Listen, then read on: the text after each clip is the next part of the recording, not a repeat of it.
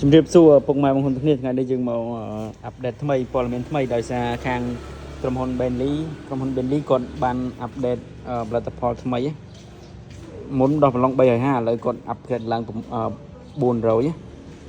ឡូវកម្លាំងវាគឺអែមដោយសារយើងអាប់ដេតថ្មីហ្នឹងគឺឡើងកម្លាំងដល់ទៅ400ហើយរូបរាងវាក៏ថ្មីដែរអញ្ចឹងបងប្អូនដែលត្រូវការពួកຂະຫນាតទូចកម្លាំង350 400ឥឡូវយើងមានហើយបងប្អូនទាំងគ្នាដោយសារឥឡូវខាងក្រុមហ៊ុន Bentley គាត់ទំ upgrade ផលិតផលថ្មីគឺកម្លាំង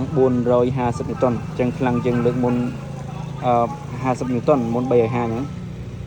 ហើយជាមួយថ្ម4ពានេះប្រអប់វាគឺមានថ្ម2គ្រាប់តើមួយហើយនឹងឆ្នាំងសាក់មួយហើយសំខាន់លើកនេះគឺមកជាមួយនេះមួយទៀតបងប្អូនមកជាមួយផ្លែនេះអានេះសម្រាប់យើងតបាញ់វិសបានទៀតវាអែមឡើងនឹងទៀតបងប្អូន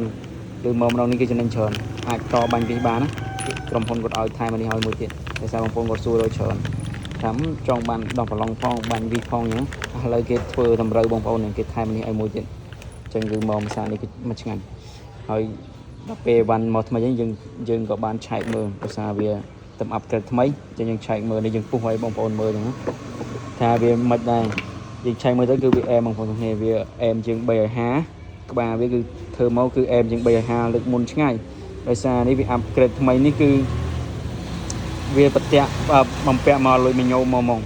ដាក់ម្ដងមកហើយជាមួយលុយមីញ៉ូក្រាស់ហើយវាមានស្និបអីទៅត្រូវនិយាយរួមទៅវាធន់ដល់ពេលវាដាក់អញ្ចឹងគឺធន់ណាបងប្អូននិយាយទៅប្រើទៅវាអត់ងាយទ្រុអញ្ចឹងបងប្អូននិយាយទៅប្រើគឺវាធន់មែនតើគឺអត់ងាយទ្រុអញ្ចឹងគឺយើងប្រើបានយូរដោយសារវាពាក់មកលុយមីញ៉ូក្រាស់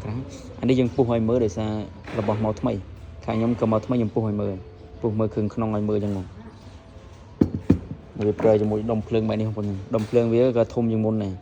ដោយសារវាអាប់ក្រេតពី350ឡើង400អញ្ចឹងធ្វើឲ្យដុំភ្លើងវាក៏ធំអញ្ចឹងបងប្អូនទិញគឺចំណេញទិញម្ដងនេះគឺចំណេញមែនទែនដោយសារវាទំថ្មីអញ្ចឹងវាទំអាប់ក្រេតថ្មីគឺល្អមែនទែន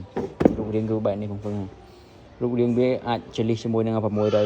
វាអាប់ដេតមកឲ្យស៊ីជាមួយ600អញ្ចឹងវារូបរាងវាចលិះ600ហើយកម្លាំងវាខ្លាំងមែនទេបងប្អូនខ្លាំងជាង350ឆ្នាំយើងយកមកតេស្តមកគឺខ្លាំងជាងឆ្នាំអញ្ចឹងបងប្អូននៅត្រូវការຂະຫນាត Bentley ຂະຫນាត400គឺមានហើយ400 Newton អូខេវីដេអូហ្នឹងមានតែប៉ុណ្្នឹងអាប់ដេតព័ត៌មានថ្មីសម្រាប់ Bentley គាត់ upgrade ផលិតផលថ្មីអរគុណច្រើនបងប្អូន